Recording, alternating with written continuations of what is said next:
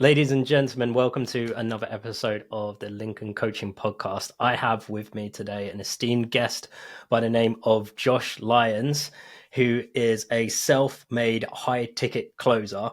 I came across Josh's stuff from Instagram and was completely blown away by the advice he was giving.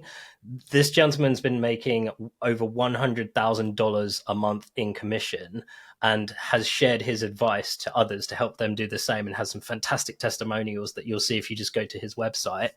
And so I brought Josh on today to try and learn as much as I possibly could and share as much of his knowledge and wisdoms with the rest of the world. So without further ado, Josh, thank you so much for taking the time to come onto the show today.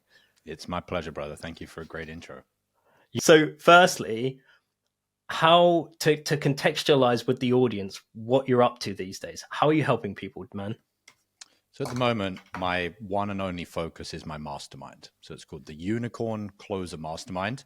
It is for high ticket closers that want to be the best. So really in the industry, you find two types of high ticket closers. Now, high ticket closer just means usually you sell something that's a few $1,000s or above, could be 5,000, 10,000. So you're not selling very, very low ticket products, but it doesn't have to be any type of industry or any type of product. It can be anything so long as the ticket size is a few $1,000s or above. And within that industry, there's usually two types of salespeople. There's the people that view it as a job, and there's the people that view it as something that they want to master. If they view it as a job, probably not a fit for my mastermind. If they're just doing it as a means to an end, they kind of want to learn as little as possible to make a few $1,000s a month, it wouldn't be the place for you. You'd get eaten alive. If, however, you want to make as much money as possible and master it as much as possible, and those two go hand in hand, it would be the one and only place that you should go to actually learn high ticket closing. Amazing. But what do you think makes that difference? How do you distinguish that in yourself? So if I'm taking a look at what you're doing, Josh, how do I know whether I'm the kind of person that is willing to go all the way and have that level of discipline, or if maybe even I've met people who struggle with the commitment. Would you still go for something like this, and could this turn that around, or would you say that from stage one, you've got to know that you're all in? Yes, from stage one, you have to know you're all in. All in doesn't mean you've made it, doesn't mean you've figured it out, doesn't mean you have a plan, doesn't mean you know what you need to work on. But you have decided that I'm 100% committed, and then I'm going to get the mentor, then I'm going to get the plan, then I'm going to put in the work and work on the things I need to work on. My job, my mentor's job, we mentor together inside the mastermind, is not to pull out commitment out of somebody that isn't committed.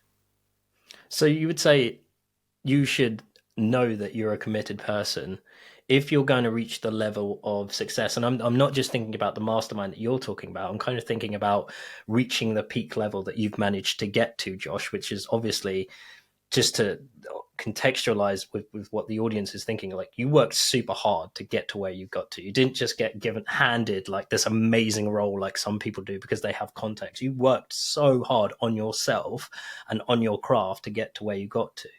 So I guess my question would be, do you need that level of commitment? Do you think immediately you have to have that certainty to reach that degree of success? To make sure I understand the question, it's not something that I believe that people have always had their entire life, but there'll be a turning point for people. Sometimes people never get it, but when you have a turning point, you say, you know what, whatever it takes, I'm going in this direction. I'm going to go as far as I possibly can. Once someone has then made that decision, that's the commitment. It doesn't mean that they've always been a disciplined person or a committed person or someone that's accomplished anything in the past, but there has to come a point if someone's going to join this mastermind and, in my opinion, succeed at a high level in anything, where they become committed to something. Now, doesn't necessarily mean that they're a committed person to everything in their life.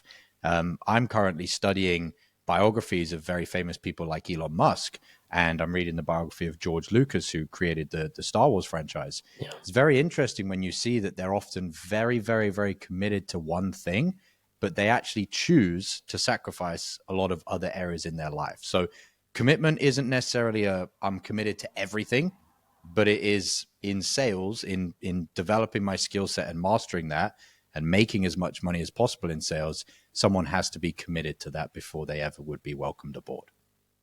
That makes a lot of sense. And I think that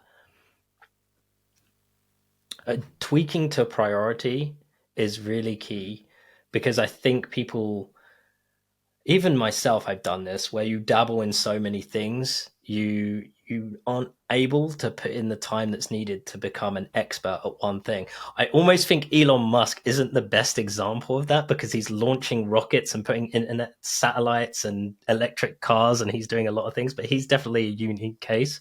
But certainly with some of the experts that I've learned from, they have figured out what their passion is, and they have focused on that drive.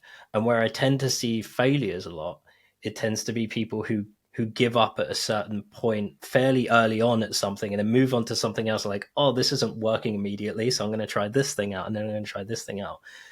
Do you think that it would you recommend maybe taking the time to figure out what that is in order to reach that degree of success, to kind of isolate the one thing they should be doing rather than experimenting with multiple things? I think for a lot of people, they do experiment with a lot of things to try and find that thing. Yes. Yeah. I think it would be very lucky. I can't say I was that fortunate that I just found sales and I was like, oh, this is the first thing I looked for. I tried all sorts of different things. I had 4 jobs at one point, trying all sorts of different things. And I was rotating between different jobs, trying to find my place in life. And it was less that I found sales, and it was more that I found a reason to become committed to things. And so as soon as I found that reason, all of a sudden sales just landed in my lap. And I was like, oh, well, this seems pretty coincidental that I've now decided I'm committed to going ahead in life and moving forward. And now I've been given this opportunity, which happens to be sales. But I wasn't going out looking for sales. So I do think most people just need to feel around and try different things.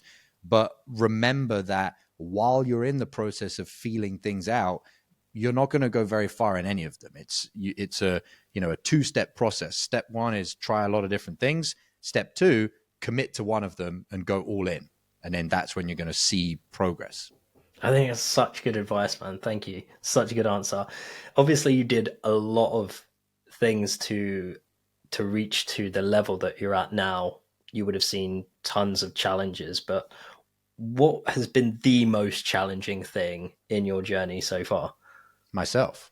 And I think for anybody that wants to get to a high level, you will find that you are the problem. It's we'll talk about it, I'm sure, in more depth, but whether it's sales, whether it's music, whether it's any profession, ultimately to a certain level, there's only so many things you need to know in a profession. And it's more about creatively taking the basics and still having fun with it and trying new things, as opposed to trying to reinvent the wheel and try all these advanced things. And so knowing that you don't have to learn 5,000 new different things, what ends up getting in the way of you progressing further is all of the limitations inside of yourself. They could be beliefs, they could be your environment, they could be the people around you, they could be your emotions, they could be your physical body. You might not have the energy to sustain yourself. Whatever it is, the ceiling that you're always going to hit when you try and get to the top is going to be you, and then you again, and then the next version of you, and then the next version of you. Once you've learned the basics and you've really, really mastered them, you're not going to one day be like, oh, you know what? I've got this really creative, genius way to do sales all of a sudden. It's like, no, sales is the same it's been for 100 years. It's not changed, but you need to master those basics. And then you really need to master yourself, which is a deep Alice in Wonderland that if you go down that rabbit hole, you'll be there for a decade still figuring it out. Well, what specifically would you say was a key challenge within the concept of you trying to improve the things you were doing and the reaching those ceilings, was there a particular one where you found the most difficult to overcome? Yeah, so I think when you have a situation that doesn't go the way you want, how you respond to it. For example, I'll give you a very simple example. You're on a call, prospects being an asshole to you, call doesn't close. That's not that big of a deal. But then for the next 7 days, you've got that frustration inside of you because of that prospect that was an asshole to you and stuff like that. And that's just one tiny example. You can have much deeper things from your friends or your family or your significant other that's rotting away inside of you, and then they accumulate and accumulate and accumulate. And so being able to contain the let's call them negative emotions and not let them bleed into everything else, that's the most difficult thing. And what's good and bad about sales is the feedback loop of sales is very, very short. And so you have a bad call, you feel bad, you turn up to the next call, you don't close. You're like, oh, well, the feedback loop's pretty clear here. I can see what's going on.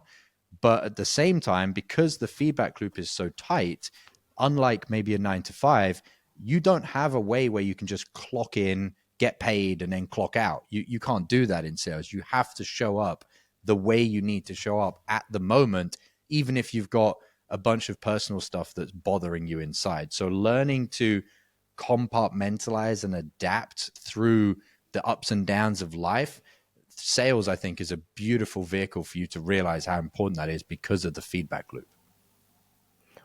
I love that analogy so much. And I actually watched one of your videos where you talked about the feedback loop and how short it is for sales. And I thought it was such a beautiful way to articulate how to improve and how easier it is to improve when you're in a sales role versus if you're an engineer or if you're in development. You can end up developing a product for like 3 years before someone goes, you know what, you're not very good at this. Like you need to stop this and go and go away and do some more research. Sales is so good for showing you immediately that you have tweaking to do, you have optimizing to do, and maybe it might be small, might be big, but you will see it so much quicker. You'll see that pattern happen far quicker in a sales role because you're asking people for their money, which is one of the hardest things to get from people, right? Is their time, their energy, and the money. So it is extremely a small feedback loop compared to other roles. And I think that really opened my eyes as to why I maybe developed as quickly as I did. I just hadn't put my finger on that particular thing. So do you think that's a beautiful way to put it, Josh? Thank you very much for sharing that. Which is, you're spot on that one of the most difficult things to get out of people is money. But there's something that's even more difficult, which is why the feedback loop is so important. Getting the truth out of people. People don't tell the truth to themselves most of the time, and they certainly don't tell the truth to a fucking stranger on the internet that they've never met, that they don't trust. And so if you bring your baggage or your negative emotions or anything from the feedback loop that you shouldn't have been bringing into the next part of the loop, people aren't going to tell you the truth. They're not going to open up to you. They're not going to have a real conversation with you. And that is the precursor to them giving you money. So yes, it's very difficult to get money out of someone, 100%. But it's even more difficult to just get them to be honest with you and really go deep with you. And so that's why that feedback loop, you can really see clearly which closers have started working on that feedback loop and which haven't, because the common meme that they'll tell you is, my prospects aren't opening up to me. So, well, they're probably not opening up to you because you haven't started doing the inner work that would actually allow them to want to engage with you. So in terms of what you were saying earlier with your biggest challenge, the impression I got from what you were saying is that being able to manage your reaction to negative exposure, whether it be a communication or an event, obviously we're all going to feel it, right? We're all going to have that anxiety, that anger, frustration, or upset. But the response to that is the thing that was a really big challenge for you to eventually overcome, which you clearly have now, so that you're not dwelling on it and you're not amplifying it. You're able to move on and say, you know what, that sucked, but I haven't got time to focus on that. I'm going to not react to that. and I'm going to focus on something else. And then it just becomes a thing of the past a lot quicker so that you can get back to what you do best. Correct. There's a chapter in The Law of Success by Napoleon Hill, and he talks about thinking. And one of the things he talks about in thinking is accurate thinking, or accurate thought, I think is exactly how he words it.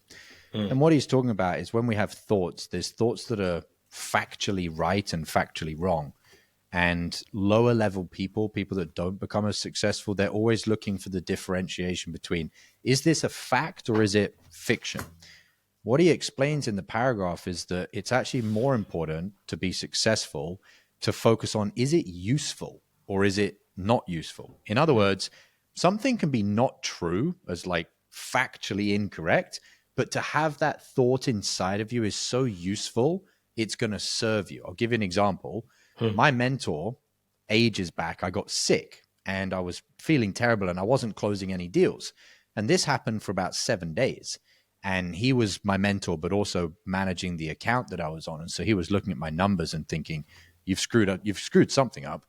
And I said, well, yeah, I'm sick. I've got a cold. And he said, why are you sick? And I was like, I don't know, I caught a bug or something. He was like, no, but why are you choosing to be sick? I was like, please explain this to me. He was like, I don't get sick. I was like, as in you've never been sick? And he was like, well, no, I have been sick, but my reality that I hold is I don't get sick. Now that might not factually be correct, but it's an accurate thought in the sense of that is a thought that serves you, as opposed to saying, well, sometimes I get sick and sometimes I don't, or I got sick last October. Whatever is factually correct might not be the most accurate way you can think, because accurate thinking, as Napoleon Hill explains it, is more about what is useful than what isn't. And so going back to the internal stuff, learning that when you have an experience, your reaction needs to be about, how can I control my reaction to move through this in the most useful way? You might be really pissed off with someone. You might be really bothered with the prospect or whatever, but that isn't going to be useful. It might be a fact that the prospect was an asshole and, you know, they weren't a nice person, but it doesn't actually matter whether it's true or not. What matters is me harboring that is not going to help anybody. So it's about learning that ability to differentiate, but also to then be in control.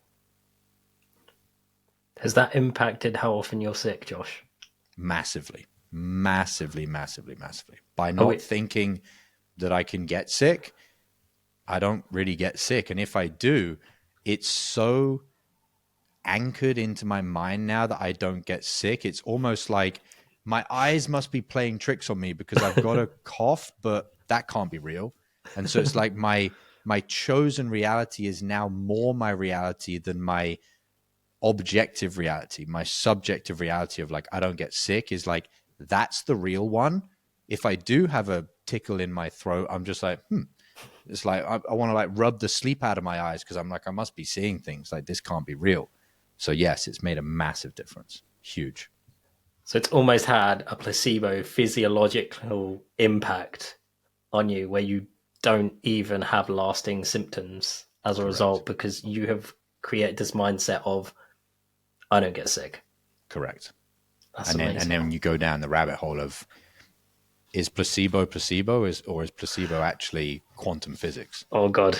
It's like, well, if you want to go down we might need to bring on people a lot smarter than us to figure that one out. 100%. And for me, going down that rabbit hole, it's a few hoops to jump through the connections, but that rabbit hole led me to God. So that goes pretty deep. Interesting. Yeah. So when did you make that turn to God? So that was 4 years ago, and it happened because things were going on in my life that I wasn't able to control logically. And so having been taught some of these principles from my mentor, I started to try and warp my reality. Affirmations, imagination, mental rehearsal, praying about things, trying to see things in a different way. And I ended up getting so many, let's call them signs, that it became beyond reproach that there was something that I was able to manipulate in my reality. I'll give you a simple example. At the time, I kept seeing the angel called Archangel Michael. So everywhere I'd look, I'd walk past a shop and there'd be all these statues of Archangel Michael. I was driving down the road and there'd be a festival and it said like Archangel Michael playing at the festival. And I'm like, this is super weird. Wow. And then the craziest one, I was full-time seller at the time. And as a salesman, you get calendar bookings. And on the calendar booking, it has an email and it said archangelmichael@gmail.com. I thought it doesn't really get any more direct than that. So okay. yeah, you start seeing things like that and you think, okay, from I don't get sick, that goes so deep into I can kind of create my own reality, which becomes really fun as well. Amazing. So one of the key reasons that I reached out to you, and I had no idea we were going to get this deep this quickly, but you were talking about things that were so beyond the superficial surface level advice that I typically see thrown around on Instagram of this is the line that will close every deal. Right. Learn these 3 phrases and you will secure hundreds of thousands of pounds. And me having the sales experience, I was able to kind of overlook that, but I'm sure a lot of people don't.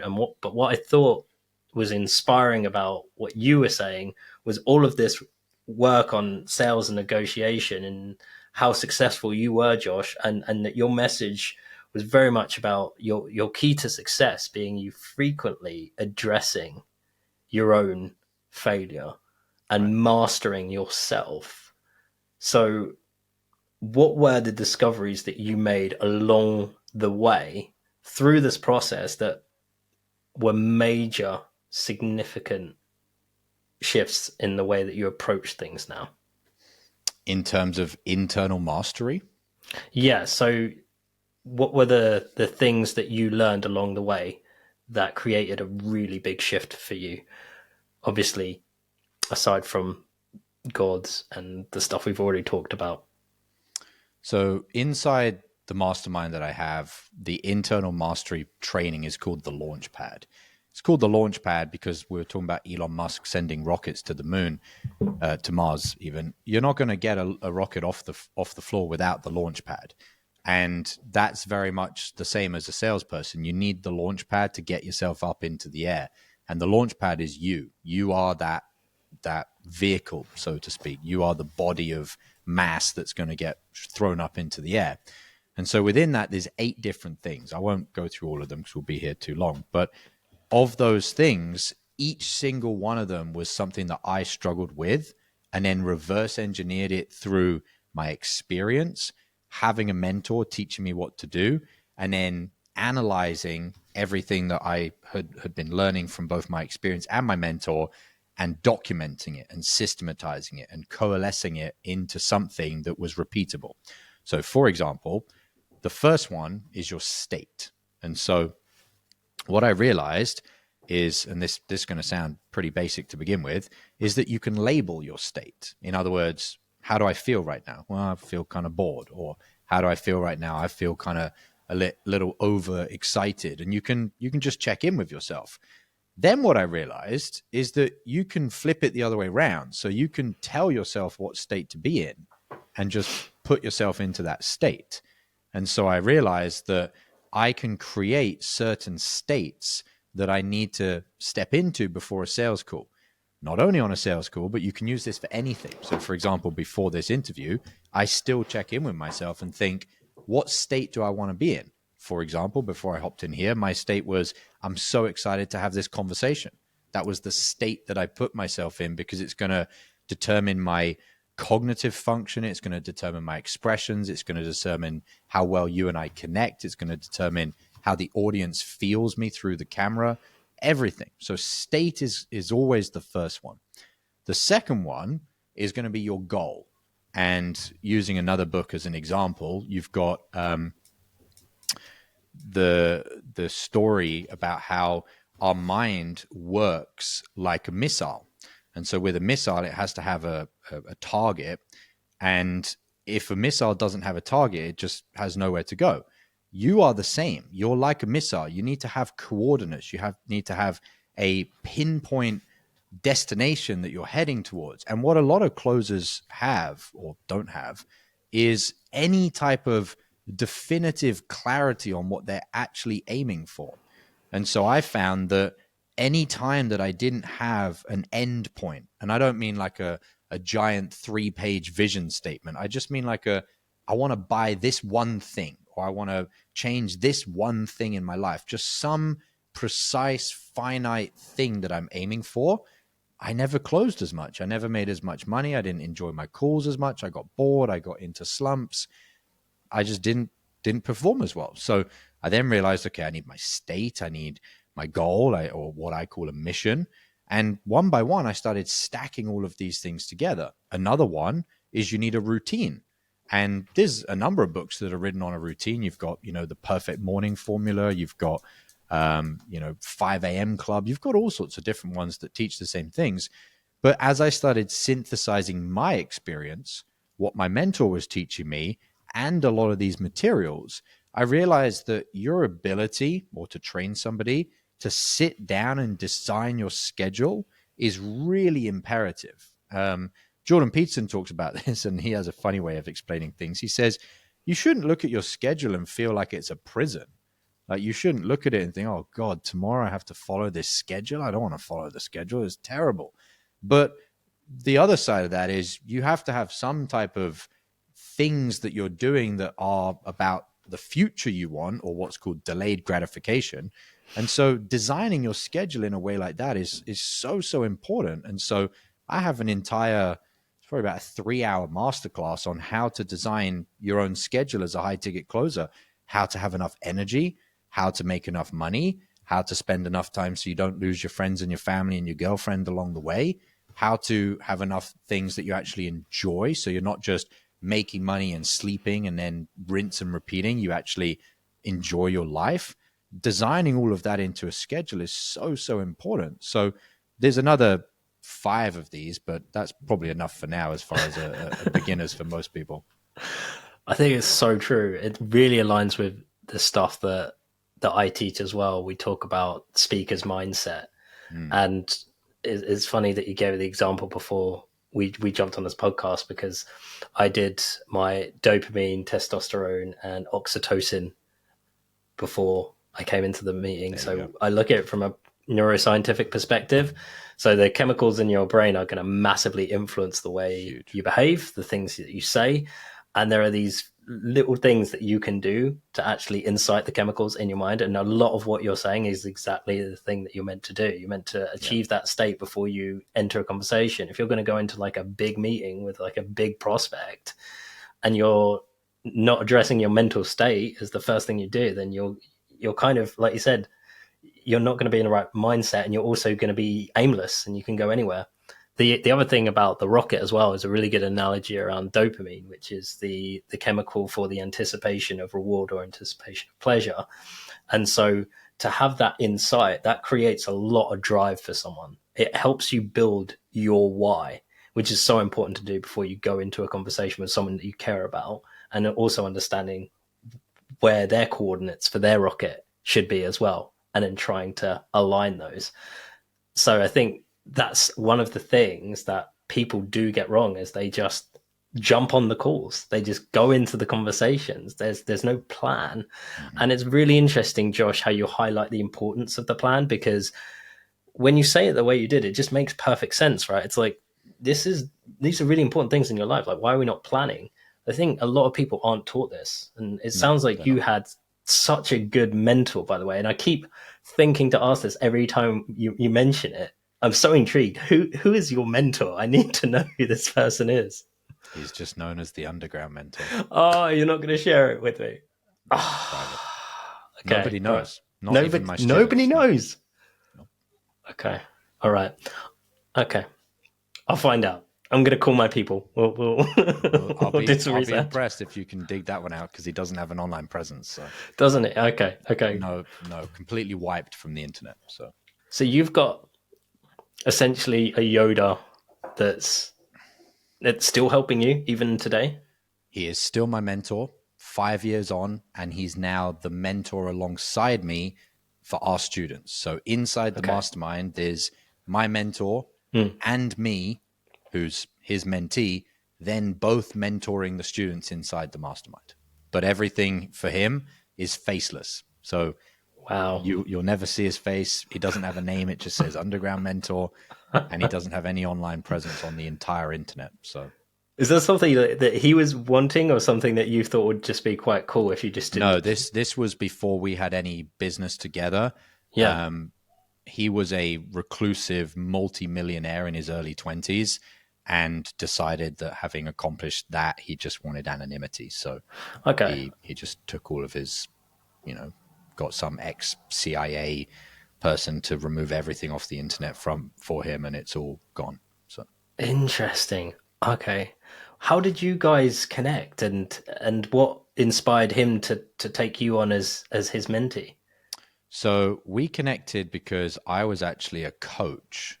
I started as a customer support person in a business that he was a co-founder in. Now, there was 3 co-founders on that business. 2 of them were on the front end, so you could see who they were. And the other one, my underground mentor, was completely anonymous. And cut a long story short, I worked my way up through the business. And after a while, they needed a new salesperson. I'd kind of proved myself in the business that I was hardworking, I was committed, I wanted to be in the company. And they had a choice. Do we go out and hire a salesperson and train them up and teach them the business?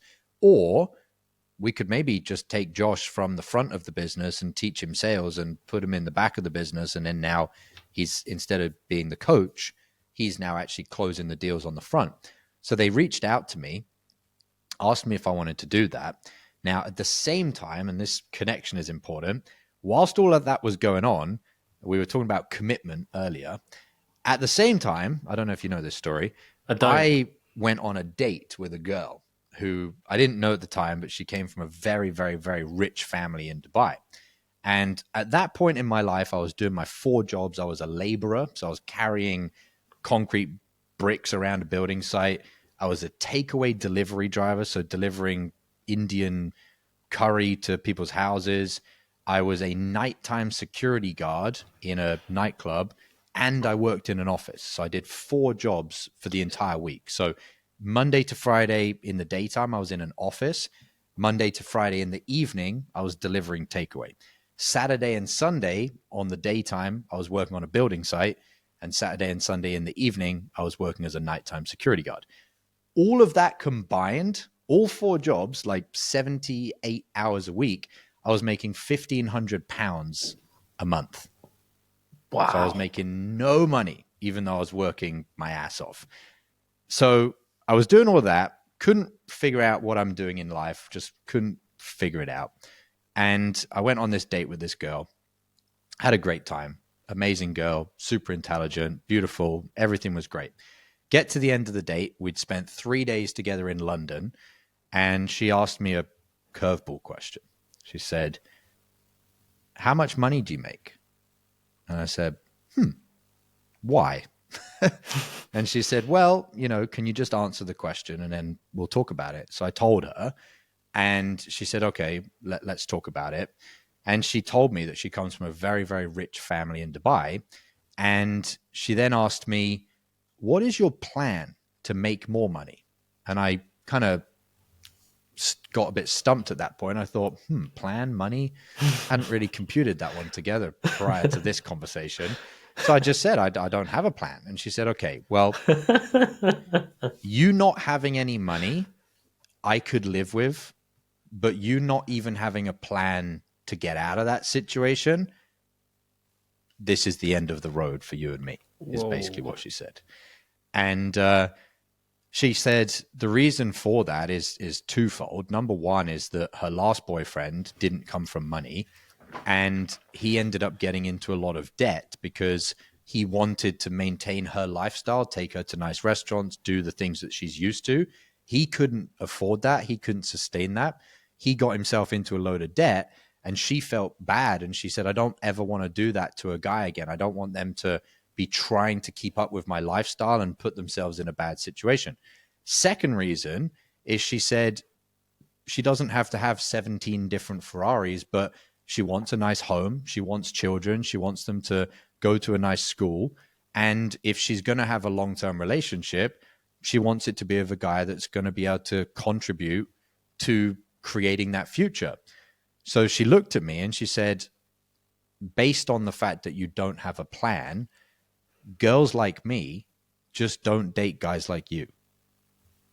And Wow. that was the final words that came out of her mouth, exact words. And Damn. so I went home. I didn't live in London, so her and I had met for a few days in London. I lived about an hour away by airplane on an island. And I went home. I went for a coffee with my best friend, and I told him what an asshole she is and what a gold digger and a horrible person and, you know, terrible, terrible human being, and just, you know, rattled off a bunch of insults. He just listened. He didn't comment anything. He just let me have my venting moment. 24 hours later, I was sitting there at home and I was thinking, I was looking at I lived in a studio that was about the size of most people's kitchen. And it had like some old sofa. Outside the windows was the back of an industrial estate.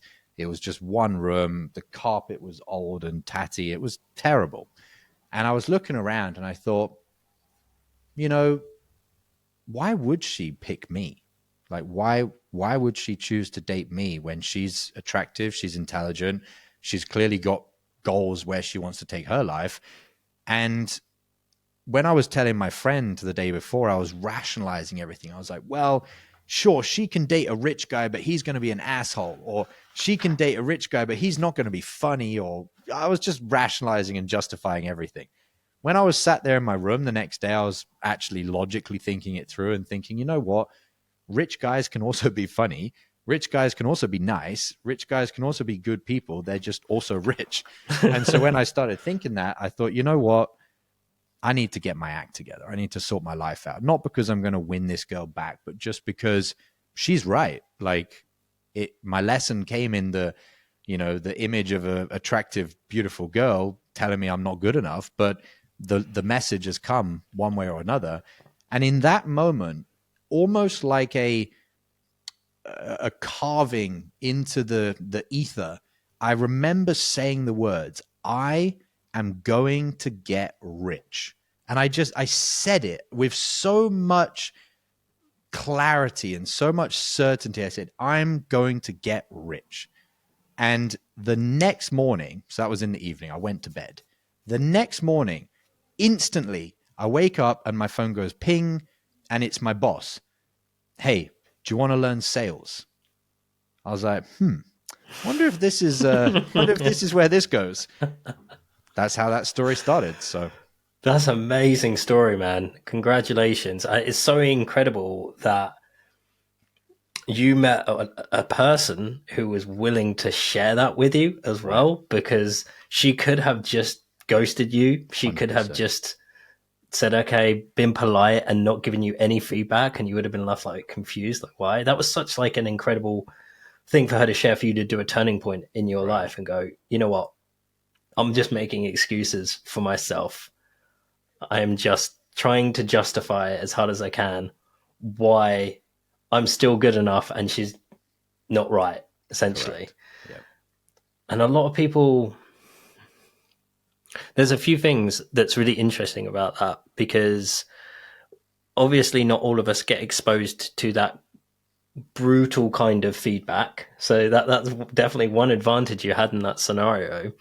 And I think the other thing that I love about what you said was, when you, with complete clarity and sincerity, said, I am going to get rich, it created the driving force for everything then after. And it almost was a call out to the universe to give you 100% that opportunity. And I hear this so much from people who are successful.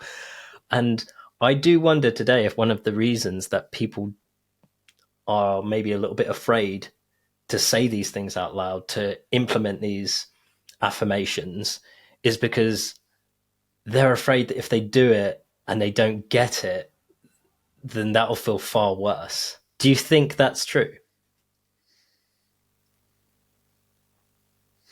I think I can see two reasons why people don't do it. I think you could make that direction to the universe from a place of desperation, or you can make it to the universe from a place of just pure faith.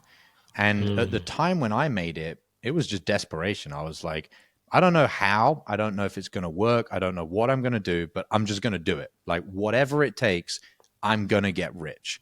And most people, when they have a moment of what we could call desperation, something that really just, didn't work out for them, they do what I did initially and rationalize and justify and, explain it all away. And that desperation that brings you down here starts alleviating itself, and you get this relief from it. Problem is, you actually don't want the relief from it, because it's when you're right at the bottom, you can springboard off the bottom and bounce back up by making that claim to the universe of what you're going to do about it. The other way that people can make one of those claims to the universe is like, I just have faith. Now, I think most people who even call themselves faithful, they're not actually that faithful. They're kind of going to church and praying a little bit, but they wouldn't put it in the hands of God to like heal them if they were dying from sickness or something. They wouldn't actually believe it to that level of extent. And so if those are the only two ways that you're going to make one of these 100% shout outs to the universe, and most people don't actually have enough faith to do it and just do it from a place of purely, I'm going to ask and I believe I'm going to receive. Most people actually need to get to that point where they accept, my life sucks in one way, shape, or form, or a number of different ways. I accept that it sucks. I'm going to feel that frustration, and now I'm going to make a claim as what I'm going to do about it. Most people don't want to do that. They just suppress or object to feeling those feelings, and so therefore they don't get ahead.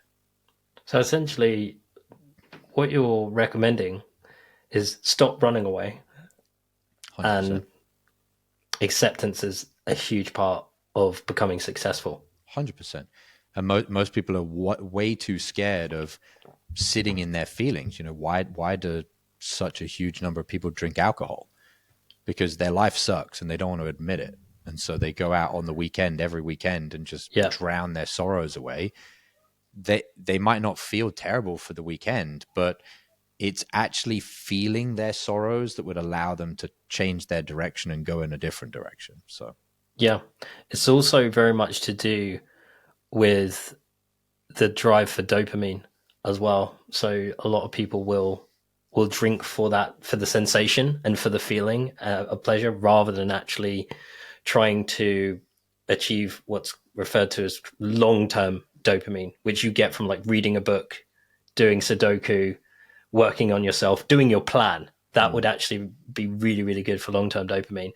And so people become really addicted to that pleasure, that actually thinking about even the thought of going out for a beer is very dopamine driven. So people get caught into these really poor routines and habits that prevent them from actually achieving the success that they want, because they become dopamine chasers. And we're all a little bit addicted to it. Like anyone who pulls out their phone and scrolls through, that's dopamine hits. That's constant dopamine just injecting into your brain. It's incredible. And alcohol has a very similar effect as well. It's interesting that people are chasing the dopamine, because it's the pain that actually creates the long-term happiness, ironically.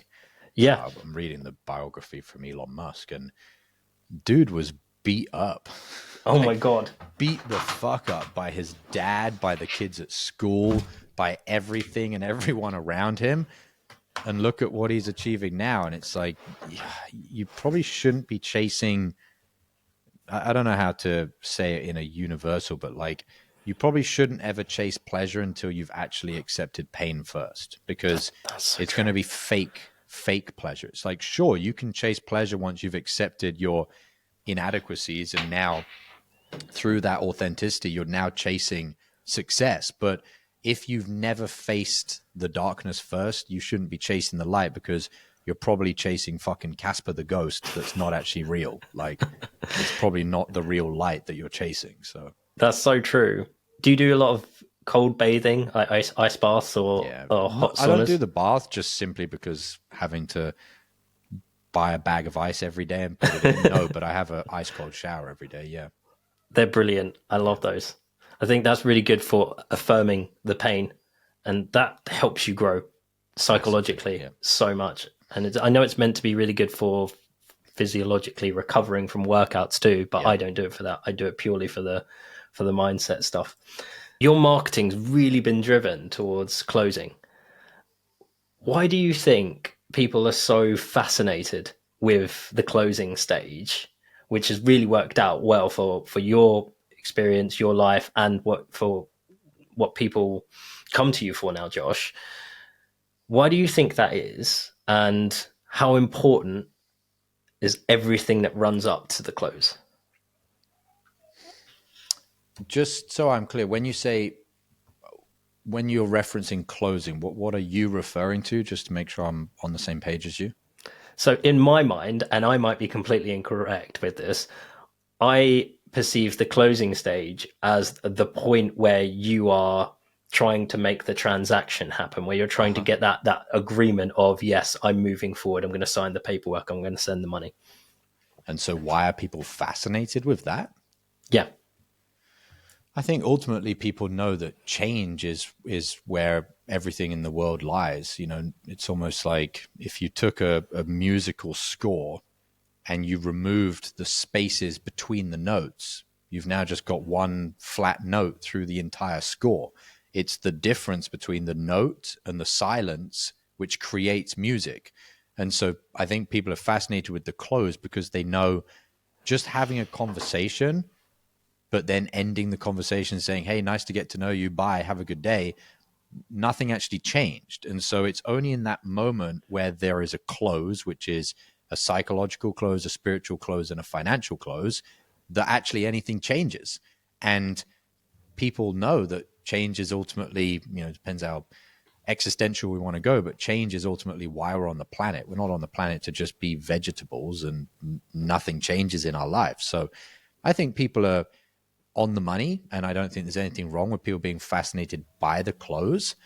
It's almost like, is there something wrong with going to the cinema to watch a movie and wanting to see the conclusion of the movie? It's like, it would be kind of weird if you didn't want to see the conclusion of the movie. Like, of course you want to see the conclusion, but if you just watched the last 15 seconds of the movie and then didn't watch all of the prelude up to it, you wouldn't have any pleasure from it either. Like, if you just went into the movie and said, oh, well, we'll just catch the last 15 seconds of the movie, you wouldn't feel anything, because you just, oh, he died. Who's he?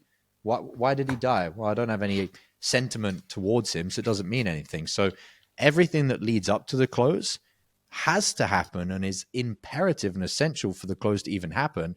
But I don't think there's anything inherently wrong that people are thinking, I want the close, I want to master that moment of change. I think that's totally fine, but you just have to realize that that last 15 seconds doesn't mean anything. It's what happens up to that that created it. I love that analogy, and I love the explanation around how we exist because of change. Like, we evolved from what we had thousands of years ago. If it wasn't for change, we wouldn't be here. So it's kind of like, how can you argue with that? Like, such a good answer. You used the word evolve. I mean, adaptation is change. Yeah. We are creatures of change. We are like, our literal biological makeup, our cells are the cumulative residue of change after change after change after change after change over however many years, millions, billions, whatever it is. That is what we are. We are walking change beings. That's all we are. Yeah, 100%. And you're right. You wouldn't ever watch anything without wanting to watch the end. And Hollywood does a really good job of taking advantage of that with lots of cliffhangers. So what is the biggest mistake you see people make in a sales conversation? I think not going deep enough. I think you can solve almost any problem in a sales call if you go deep enough once you're in the discovery. And so people think that it's 1 layer deep, 2 layers, 3 layers. It's not. It's 5, 6, 7, 8, 9, all the way down. What are the layers that you're referring to? Are you talking about why they want to buy, what the pain points are? I'll give you a very simple example just to emphasize it. Yeah. You're selling fitness. Turns up to the call. Why are you interested in this? I'm fat. Most salespeople would then say, okay, and why is that bothering you, or how's it bothering you? Oh, I don't have any energy, or I don't like the way I look, or whatever. Okay, not a problem. How do you feel? Oh, I feel terrible. Okay, great. And that's it. That's pain. Okay, they're fat. They don't like the way they look. They feel terrible. That's it. No, it would be, why are you on the call? I'm fat. Where are you fat? On my arms. How much fat is on your arms? This much. Where else is the fat? On my hips. Okay. Where else is it? Okay. How much is there? Describe the fat to me. Is it like dense, or does it wobble when you move? Can you see it when you're wearing clothes? What type of clothes do you typically wear over the week? Do you ever go to the swimming pool, to the bathing area? Like layer after layer after layer after layer after layer. That's just me getting into describing what they mean by fat. Okay, when did you start getting fat? Was there anything that prompted that? Have you had ups and downs of your weight before? Okay, when did that start? What's connected to when that started? Did you get married? Did you get divorced? Did you have children? Did you have a breakup? Were you going through exams at school? You're like literally psychoanalyzing this person's entire life. And then as you're facilitating that, the person, the prospect, is able to see more clearer than they've ever seen in their entire life. And when they start seeing this, what's ironic is they buy from you less because you have the solution, but more because it's almost like the law of consistency from Robert Cialdini. You've been the person that's taken them from the least clear to the most clarity that they've ever had in their entire life. They just think, you know what, I just want to stay aligned with this person and keep the train moving in the same direction, because look at how far I've already gone. If I just stay working with this person, I know the salesperson isn't the coach, but if I stay working with this business, I just want to keep going in that direction. So they're actually less buying from you because they think and feel you have a solution, and they're more buying from you because you've already been helping them uncover and discover and get clarity on their life for the last 20 minutes, that now they're like, oh, well, you've been so helpful. I now see things in a way I've never seen them. I feel them more authentically than I've ever felt them. I just want to keep working with you. What should I give you a credit card? Is that how we do this? Yeah, you can put it on a Visa if you want. And then they just give you their Visa. Now, warning, this is why it's so important that you have to have ethics as a salesperson, because you could do that as a really good salesperson like myself and then just sell them into fucking anything, like literally anything. And I did this example with one of my private clients, so a very small handful of sales teams. I actually take them on one-on-one. I have my mastermind, which is for closers and business owners and managers that want to learn sales through the mastermind. But every year we'll take on maybe one or two, a small handful of one-on-one teams. We had a team that was doing pretty big numbers month to month. And I remember explaining this example on the sales call. So they were selling e-com, so for 9-to-5ers that want to get an e-com store. And I showed them the whole discovery and did the example I did with you about you're going to go layer upon layer upon layer upon layer upon layer.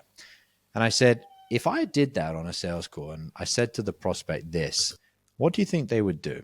I said, imagine if I said to the prospect after going this deep, you know what? I don't think you should buy this program. Do you want me to explain to you why? Yeah, go on. You know, e-com, I think it's really good for a lot of people, but I actually think you should do cryptocurrency.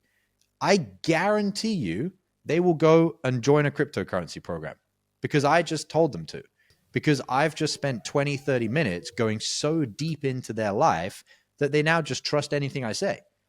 And so you have to do this ethically, because otherwise you can just sell them into whatever the fulfillment program is and just enroll them into some shit program. But ultimately, people are less buying the program that's on the fulfillment side, and they're more buying the continuation of the experience they had with the salesperson. So that's one of the big shifts for salespeople to realize. Did you discover this strategy from doing it to yourself? I went deeper into it by doing it on myself. Yes, it's called self-inquiry or self-inquiry, depending on your accent. So yeah, you think something and you think, that's interesting. Why is that? Where did that come from? Have I thought that before? How is that connected to anything? And you just ask yourself a bunch of questions and you realize, okay, now I feel a lot more clear. That's why, I've got 1, 2, 3, 4, I've got 5 notebooks on this table alone. And I like, know exactly how it's just you feel. yeah, it's just Alex is just getting absolutely constantly nuts. asking yourself questions and thinking, okay, how does that connect, or how does this connect? So yeah, I didn't learn it in terms of the fundamentals on my own. I had a mentor that taught me all of this, but Yeah. it became a part of who I am by going deeper into using it for my on myself. Did you? I'll just ask you, why do you do what you do?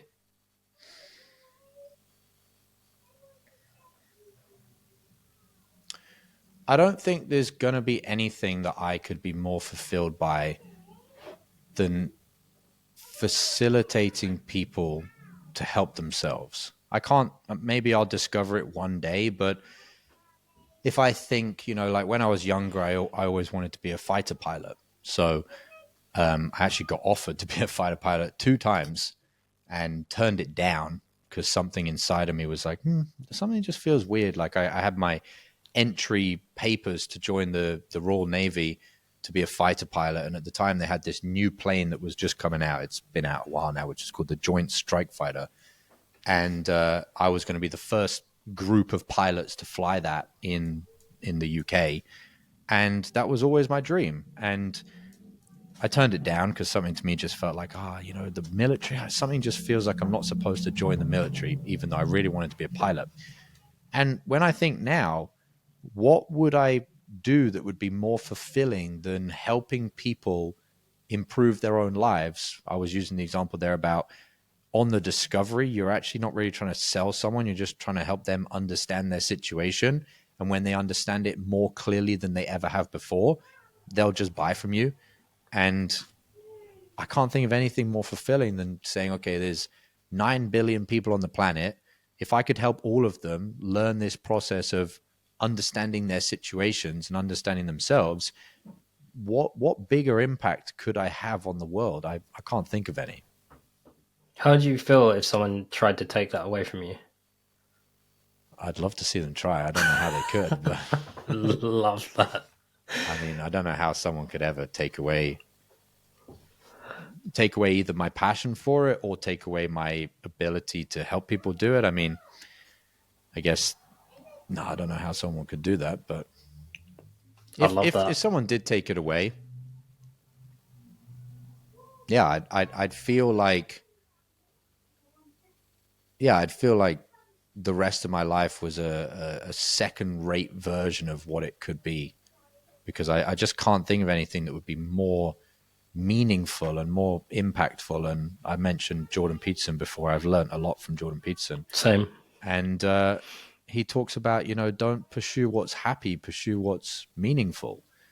And then, as typical Jordan Peterson does, he says, so if we're saying that you shouldn't pursue what's happy, makes you happy, you should pursue what's meaningful, what would be the most meaningful thing? And it's like changing the world. Well, how do you change the world? Well, people. You can't change the world without changing the people.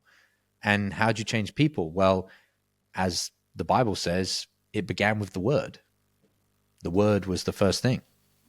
And so learning to communicate using the word and to use the right word and accurate thinking, and as Jordan Peterson says, to learn to read, to write, to articulate yourself, to communicate. I don't think there's anything more potent and more powerful than to be able to do that. Well, if you could change one thing in the world, what would it be?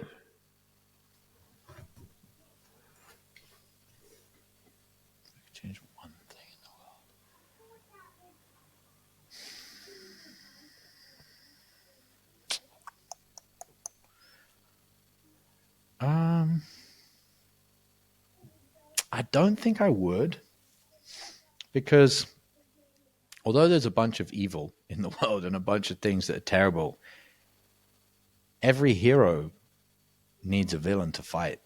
So everything that's bad is bad, but I know a lot of people that have decided to pursue their calling or their ritual or their mission because they want to cure world hunger, or they want to make sure everybody has access to a school, or whatever it is, whatever their injustice is in the world that they're trying to fix. If the world, I mean, not Dostoevsky, Nietzsche has a lot of writing on this that's like, if the world was just perfect, we would just start eating ourselves within like a few years. We just decide to just burn it all down. And so it's like, it's a good question, but if you were to pick one thing, which thing are you going to pick? And then the question then becomes, well, why not just pick everything? And then the question is, well, what would actually happen if we just fixed everything? As according to Nietzsche, we would just all just start tearing the world back down again to have something to do.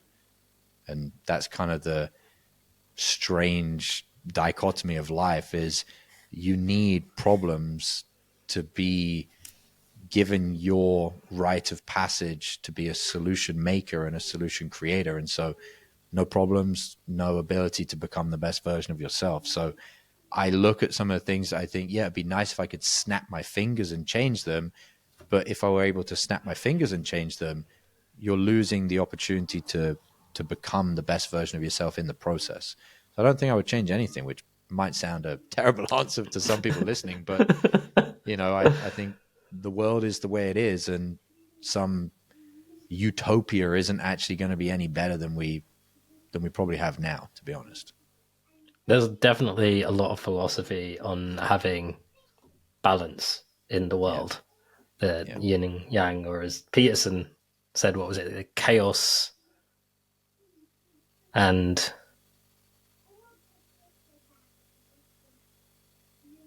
what did he call it? Chaos and order. Yeah, order. Yeah, absolutely. Yeah, it was chaos and order that he said, and it does beg the question that if all evil was completely eradicated, would we lose our coordinates? Yeah, because our coordinate is how close towards one side of that line, which is the line between chaos and order, are we walking? Yeah. And it's like, that is the compass. The compass is, am I on the line, which is the perfect balance between chaos and order? Or am I too far off one keel, or too far keeled off on the other side? And if it was just like, oh, look, it's just a circle with order the whole way around, it's like, well, where are you then? I don't know. I'm kind of lost in no man's land. There's definitely things that I'm working to improve on and to fix in the world. But like, if I could just click to have it done, I don't think I would. Even the hardest and most challenging things that I've been through in my life, and that I know other people have been through, if you ask them, they wouldn't change them. They wouldn't take them back. They actually look at them with a weird rose-tinted glasses memory of like, oh, I went through that and I'm glad I did. So I wish I could take it away. I actually, flipping your question upside down, not for the world, but for people, I actually think that most people should go through more shit, not go through more good things. Like, I think more people need to go through more difficulties, because we need a world full of more competent people. And you become competent by going through shit. Yeah. So absolutely. I think some of the most inspiring people, in fact, I know the most inspiring people I've met are the people that have gone through the greatest challenges. And, I for one, look at some of the stuff that I went through during my childhood, and the challenges that I went through within violence and all kinds of things helped shape me and helped push me into a direction. I often tell the story about how in the town I lived in, I was regularly mugged and jumped and searched. Even in early adulthood, where I went running during the daylight with my girlfriend at the time, who's now my wife, got jumped by a group of drunken kids and had my head stamped on and her head kicked and all that kind of stuff. And a huge driver for me was that I couldn't be with her while I lived in that town. Yeah. And there was no way in hell that I was going to have a kid where my son or my girlfriend or wife was going to walk out that door, and I knew there was a good chance that there would be violence, there would be abuse. And I went through tons of it, with, especially with girlfriends. That was really, really tough to have to see that. And so that was a huge driver for me to work hard and to go into business and be successful in the businesses that I worked in, and work my way up and get to a point where I could move to somewhere like where I live now, where my wife can go to the shop, and there's not even the slightest red flag in my mind about what could potentially happen, any kind of visualization of what could happen to my son with those kids on the way to the shops. And it took, if I didn't go through that, then I might have ended up just staying there. I might have ended up not developing myself personally and professionally, and have the life I have now. So I completely agree. Yeah. I think also something that I teach a lot is that salespeople or anybody should travel. They should see the world. And having done that, I've been to places, I wouldn't say they're like the poorest places in the world, but I've been to places in Brazil and Colombia where they have favelas, or they have slums, or whatever you want to call them. Happiest, nicest people I've ever met. So well, you go down New York City, Manhattan, and completely different. So you think, would I want to turn the favelas in a third world country into Manhattan? No, I wouldn't.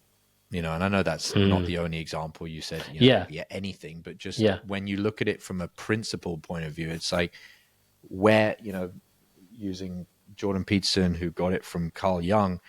Carl Jung said, what you most want to find will be found where you least want to look. But the actual technical translation of that was, what you want to find will be found in the shit. In other words, the dumps, the favelas, so it's like, well, what you most want to find in your own life is going to be found in the place where everything's a mess and chaos and broken and terrible and whatever. It's like, that's actually where you're going to find the things that you're looking for. So a world where everything is perfect, you'll be actually a really lost man, really confused where you are, wandering around aimlessly forever. Your example as well, Josh, of New York City just sparks a really funny memory for me, where I remembered walking down Manhattan for the first time when I was in New York, and this guy in a suit, I was with a group of friends who were local, and he falls over a bunch of rubbish bags. And I ran over to him and was like, "Oh my God, are you okay?" And like helped him up. And all of the people who were hanging out with me started laughing. And I was like, what's wrong? And they were like, no one does that in New York. Like, what you just did was really, really bizarre. And I thought, what?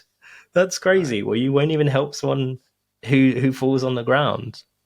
It was just so bizarre to me that it was bizarre to them. Yeah, great example. Anyway, so I've got one last question for you before I let you go, because I know you're a really busy man. If you could pick one individual, and I think I know the answer to this, but if you could pick one individual who helped you the most and one individual who you have helped the most, who would those people be? The person who's helped me the most in my life more than anything is my underground mentor, 100%. I wouldn't be where I am today. My students wouldn't be where our students are today. I have said my thank yous and my gratitude to him more times than I can remember. And there isn't enough gravity in the English language for me to put into words how much he's changed my life, not only financially, but who I am as a person, spiritually, psychologically, philosophically. Everything about me is like, it's just a transformation that most people will never understand if they never have a mentor, because a mentor is like a time machine where if you imagined that you were going to put in 100% effort for the rest of your life, where would you be at the end of your life? If you put in 100% effort every day, you'd be a pretty different person. Now imagine if you didn't age and you could do that for 1,000 years. Now where would you be? You can't even fathom who you would be if you put in 100% effort every day for 1,000 years. What a mentor does, especially because mentors have mentors who have mentors who have mentors, they've taken hundreds or thousands of years of experience and passing it down to you. So instead of you going through your life for the next 60, 70, 80 years and getting to where you could get to on your own, it's like having a time machine that you've been able to get 1,000 years of development and growth and learning. And so I don't think for anybody who's not had a mentor, they can even comprehend what it's like, just like somebody that's never been in a time machine wouldn't know what it's like. You meet a mentor, and as long as you take action on what they're telling you. And I look back now and I'm like, it was only 4 years ago that I started in sales, November 2020, November. And I'm like, I can't even think of who I was back then. It's so different. So my mentor more than anything. And, I think people just need to wake up and realize that you're not going to become anything near your best version of yourself without a mentor. I didn't accomplish anything I did on my own. I wouldn't have done it without my mentor. As far as the person that I've helped the most, the person. It's an interesting question. I've never thought about a single person. The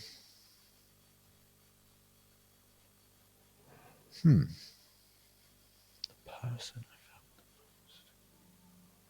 most. I'm going to give a curveball answer. I think in a way, I'm going to give two people, but they kind of fall into one category. I think the two people that I helped the most is my mum and dad, but not financially. Because most people would think, oh, Josh means he gave them a bunch of money or bought them a house or something. That's not what I'm talking about. I think there is nothing more that our parents want than to see us on the path or become the best that we can possibly be. And if I look back to 4 years ago when I was working those 4 jobs, going nowhere, completely lost, my parents were suffering because they didn't like to see me that I didn't know where I was going in life. I didn't know what I was doing with my life. And now, as they're aging, as they're getting older, as old people do, getting sick and heading in the direction that we all know we're going, I know that they have a level of peace because they know that I've found my way. I've found my direction in life. And I think to give that to your parents, to give them the peace of mind that like they've brought you into the world and kind of pushed you on your way, and you've now taken that momentum and running with it and going as far as you possibly can. I think that's the most that you could help a single person, or we'll say 2 people, your mum and your dad. I'd say when I look at them now and we speak on the phone and they're so proud and they're so happy that I'm doing what I'm doing, I think that is the biggest person or 2 people that I've helped. Awesome. Josh, thank you so much for that. That has been incredible and really, really inspiring. I loved ending on such a beautiful answer. And as I said, I know you're a really busy guy, so I will let you go. But thank you so, so much for taking the time to jump on the podcast today. It's my pleasure, Chris. Thank you so much for having me. Okay, man. Well, you take care. You too.